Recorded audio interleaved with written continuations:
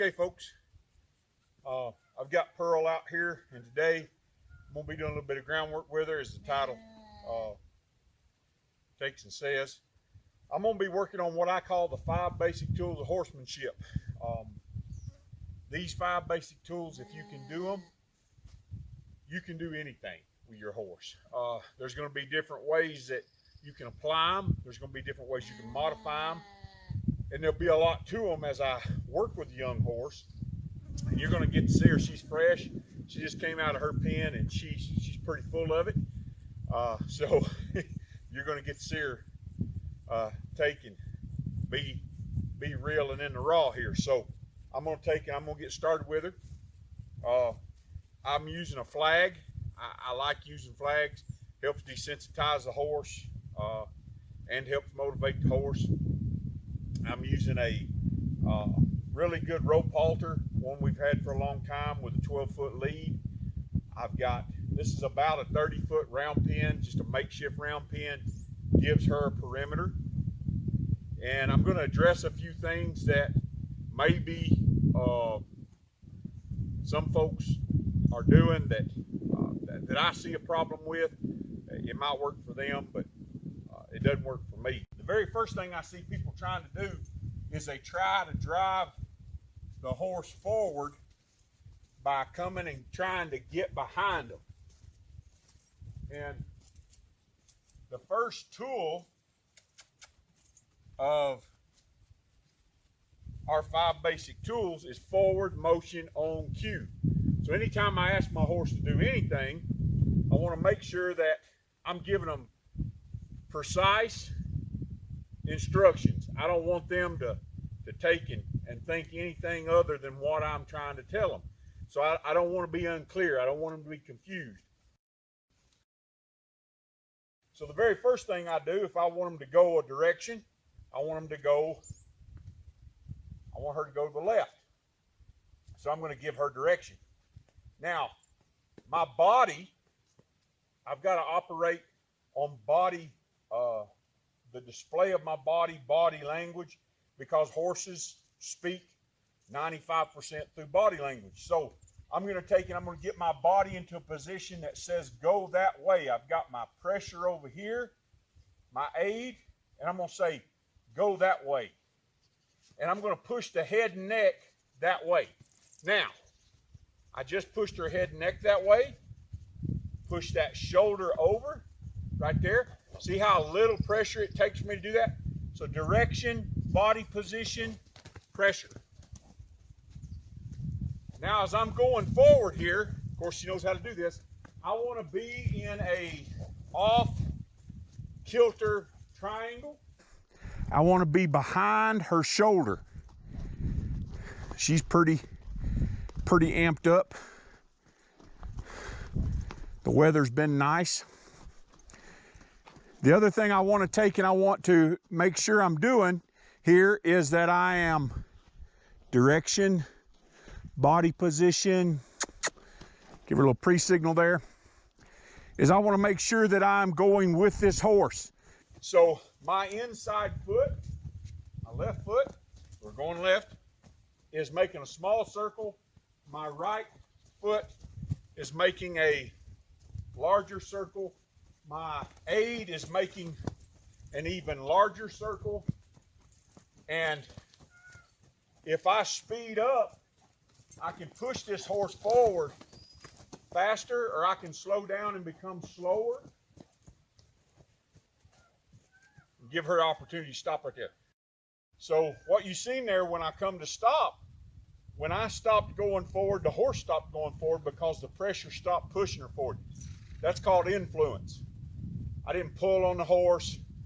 I didn't take and yank on the horse. I just stopped going forward. Now some horses, it'll take them a long time. It took her a little bit of time to figure out that I really wasn't going anywhere, and she could take and stop and take that opportunity to rest.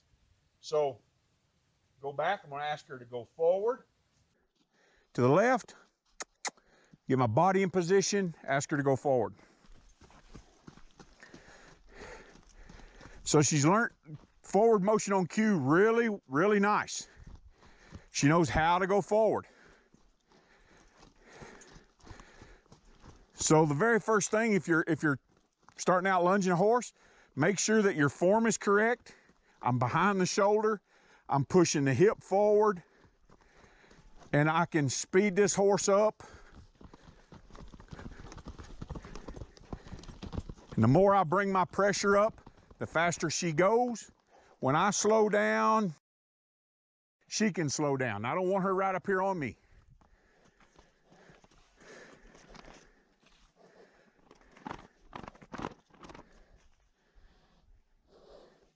She likes to come in and be friendly, and I don't quite trust her yet. So I'm gonna keep her at arm's length. She's still a real nervous horse. She could jump on top of me, she could hurt me. So now we're gonna go to the right. She already knows what's coming. Direction, body position, I'm gonna bring my pressure up, push that head, neck, and that shoulder out. I'm gonna slow her down here. She left kind of in a hurry.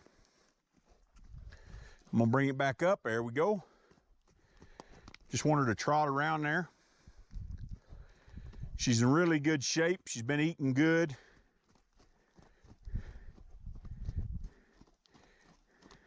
I'm gonna see if I can't get her just to walk. I'm gonna slow down. Ask her to go. Slow down. So the slower I go, the horse should go slower. I'm not pushing on her. My pressure's way back here, see? I'm gonna say, nope, still want you to go, just want you to walk. So we've practiced this a little bit where she knows she doesn't have to go if I'm not pushing. So now I want her to trot. I'm gonna speed up my pressure. See, my pressure's way back here behind her.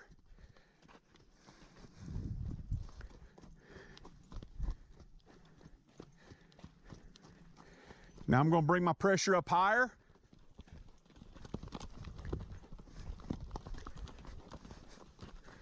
Now I'm gonna bring it back lower.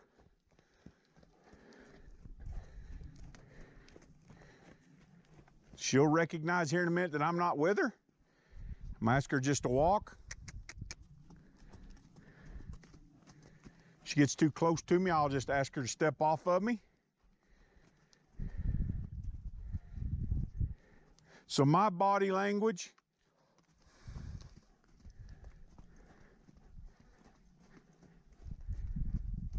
is influencing her body language, her demeanor. Now I'm gonna switch directions without stopping her.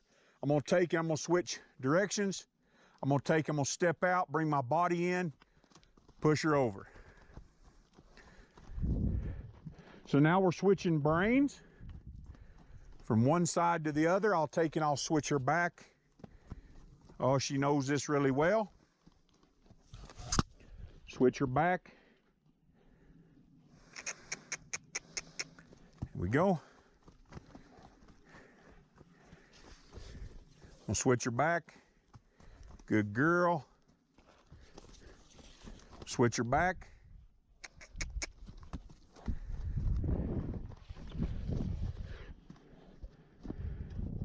Switch back. Now that I've got her going and she knows what to do and she knows how to switch sides, I'm going to start working on getting her to be soft. I'm going to pick up on the line and let it go. Pick up on the line, bring her to me and let it go. Now if she brings her whole body in, I'll just push her hip away. I don't want her to think that pressure means go faster all the time. I'm going to pick up on her head and release. When she comes to me, I'll release. Go forward. I'm gonna just pick up on her head, release. Pick up on her head, release. As soon as she takes and brings that head to me, I'll release it. So now my forward motion on cue is being modified to teach some lateral softness. It's not really about direction. It's about wanting her to be soft. Just give me her head and continue to move forward.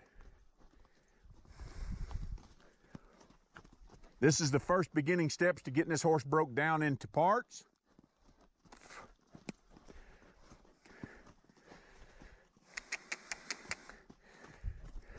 I don't mind a horse stopping. Now I'm working on her head and neck. We're still going forward. So right now I'm riding this horse forward and I'm getting a left form out of her. I can ask her butt to come around, go the opposite direction, and I've got a left form going. She looks like a semicircle. I can stop. She'll stop. There we go. Now let's go to the right. Let's do the same thing.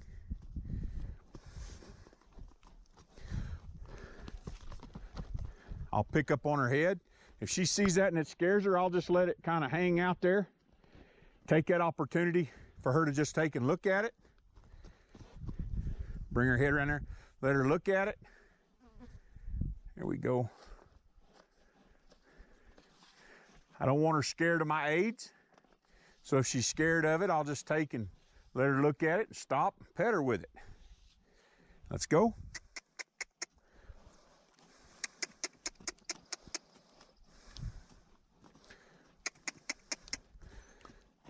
You can see I've worked with her quite a bit. She really gives me her head and neck when I pick up on it.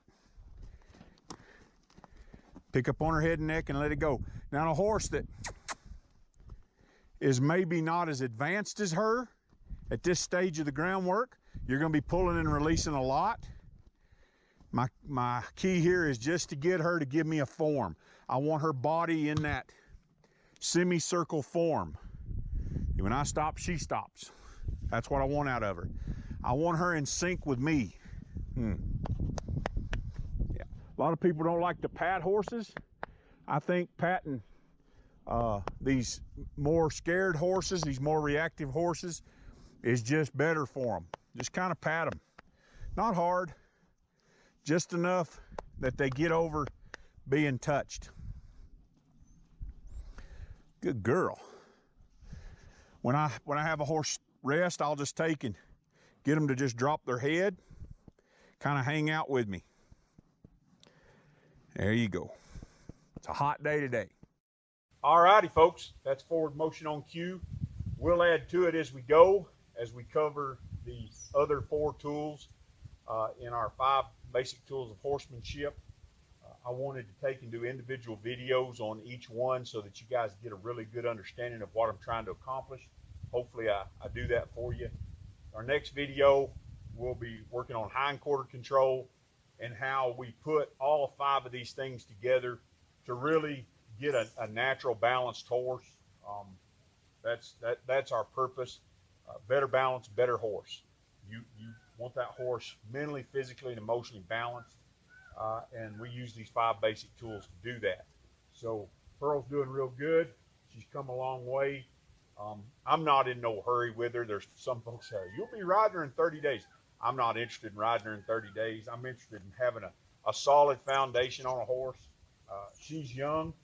I've got all the time in the world with her. I would like to take and get her to a place that if I don't keep her, and right now with the cost of hay, may not be able to, but I want her to have as solid a foundation on her as she can possibly have, so that the next person that takes her has just a really good horse on their hands that's ready, no matter at what point they get her, whether she's finished or just started or whatever, that it's a really good solid foundation to build on. So with that being said, remember, be not weary in well doing, or in due season ye shall reap if you faint not. We'll see you later.